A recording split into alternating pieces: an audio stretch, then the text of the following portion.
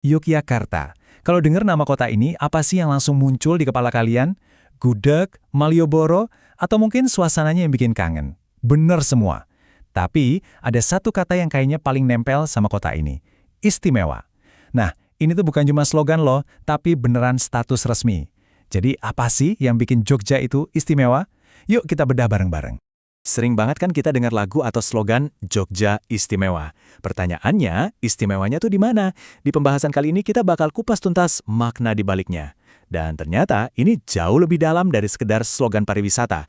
Ini adalah identitas yang akarnya nancep kuat di sejarah, filosofi, bahkan sampai ke hukum negara. Yuk kita mulai petualangannya. Oke, untuk benar-benar ngerti keistimewaan Jogja, kita harus mundur sedikit nih, jauh ke belakang, bahkan sebelum Indonesia merdeka. Kenapa? Karena status ini bukan hadiah, tapi sebuah warisan yang emang udah diakui dari dulu. Jadi gini, jauh sebelum ada Republik Indonesia, pemerintah kolonial Belanda itu udah ngasih pengakuan khusus buat Kesultanan Yogyakarta.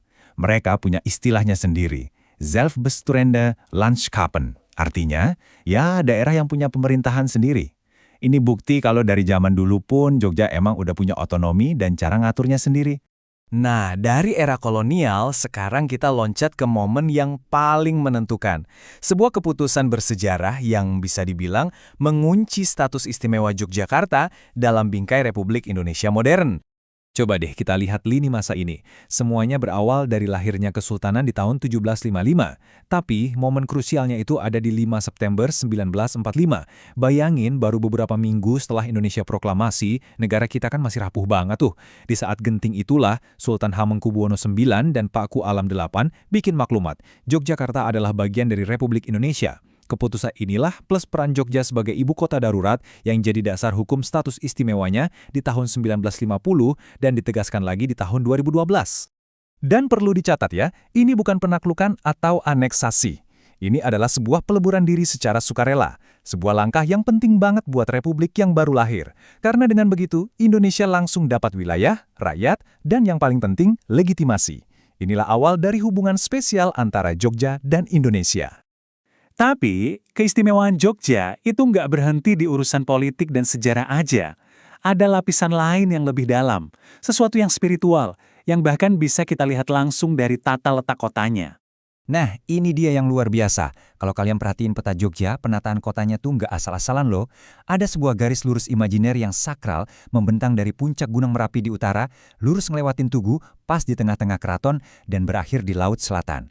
Ini bukan kebetulan, ini adalah wujud fisik dari sebuah filosofi yang mendalam. Filosofi ini namanya Sangkang Paraning Dumadi, artinya kira-kira asal dan tujuan dari segala ciptaan. Gunung Merapi itu simbol asal mula kehidupan, keraton adalah dunia, tempat kita manusia hidup, dan Laut Selatan adalah simbol tujuan akhir, tempat kita kembali kepada Sang Pencipta. Jadi, tata kota Jogja itu sendiri adalah pengingat abadi tentang perjalanan hidup kita semua. Keren banget kan? Oke, dari sejarah dan filosofi, sekarang kita lihat gimana semua itu diterjemahkan ke dalam aturan hukum yang berlaku sampai hari ini.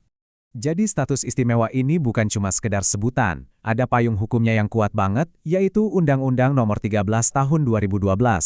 Lewat UU ini, Yogyakarta secara resmi punya kewenangan khusus di 5 area kunci.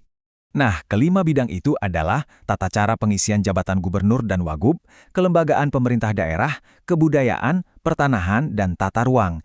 Inilah yang bikin Jogja bisa ngatur rumahnya sendiri dengan cara yang beda. Tapi dari kelimanya ini, ada satu yang paling unik dan paling sering dibicarakan.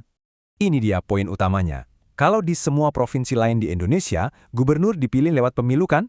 Nah, di Yogyakarta nggak ada pilgub. Gubernurnya secara otomatis adalah sultan yang sedang bertahta, dan wakil gubernurnya adalah adipati Paku Alam yang bertahta. Jadi bukan dipilih, tapi ditetapkan. Ini adalah cerminan langsung dari sejarahnya sebagai gabungan dua kerajaan. Nah, gabungan unik dari sejarah, filosofi, dan otonomi inilah yang akhirnya melahirkan sebuah ekosistem yang subur banget, menjadikan Jogja sebagai jantungnya kebudayaan dan pendidikan di Indonesia. Pasti ada alasan kenapa Jogja itu dijuluki kota pelajar. Tiap tahun, ribuan anak muda dari Sabang sampai Merauke datang ke sini buat kuliah, salah satunya di UGM. Nah, kehadiran mereka inilah yang menciptakan atmosfer kota jadi selalu muda, dinamis, dan penuh ide-ide baru. Di saat yang bersamaan, Jogja juga adalah jantung budaya Jawa. Dengan keraton sebagai pusatnya, seni, tradisi, dan ritual Jawa itu nggak cuma dipajang di museum, tapi benar-benar hidup, bernafas, dan jadi bagian dari keseharian warganya. Dan semua nilai budaya ini tumbuh dalam masyarakat yang seperti yang kita lihat, mayoritas penduduknya beragama Islam. Tapi, keberagaman itu tetap jadi bagian penting dari denyut nadi kota. Kehidupan beragama yang rukun dan harmonis ini jadi cerminan lain dari jiwa istimewa Yogyakarta. Budaya ini bukan sesuatu yang abstrak loh. Kita bisa lihat dan rasakan langsung. Misalnya, lihat deh motif batik parang yang melambangkan kekuatan, atau batik kawung yang punya makna keseimbangan alam semesta. Atau coba rasakan kemeriahan sekaten yang menyatukan ribuan orang setiap tahunnya. Ini bukti nyata kalau budaya di Jogja itu benar-benar hidup. Oke, setelah kita bedah semua lapisannya, mulai dari sejarah, filosofi, sampai budayanya, jadi apa dong kesimpulannya? Apa arti istimewa yang sebenarnya? Jawabannya, istimewa itu ternyata bukan satu hal tunggal. Dia itu seperti sebuah jalinan yang rumit tapi indah. Sejarah ngasih fondasi yang kokoh, filosofi ngasih jiwa yang dalam, dan otonomi hukum jadi payung yang memastikan keduanya tetap terjaga dan dihidupi oleh masyarakatnya sampai sekarang. Ini membawa kita ke sebuah pertanyaan terakhir buat direnungkan bersama. Keistimewaan Jogja itu bukan benda mati di museum, tapi warisan yang hidup dan terus bergerak. Pertanyaannya buat kita semua, entah sebagai warga atau sebagai tamu, adalah gimana ya cara kita ikut merawat keunikan ini supaya dia nggak cuma bertahan, tapi juga terus relevan dan bersinar di masa depan. Terima kasih banyak sudah menyimak pembahasan kali ini. Kalau kalian mau tahu lebih dalam lagi, sumber-sumber yang kami pakai ada di layar. Sampai jumpa di pembahasan menarik lainnya.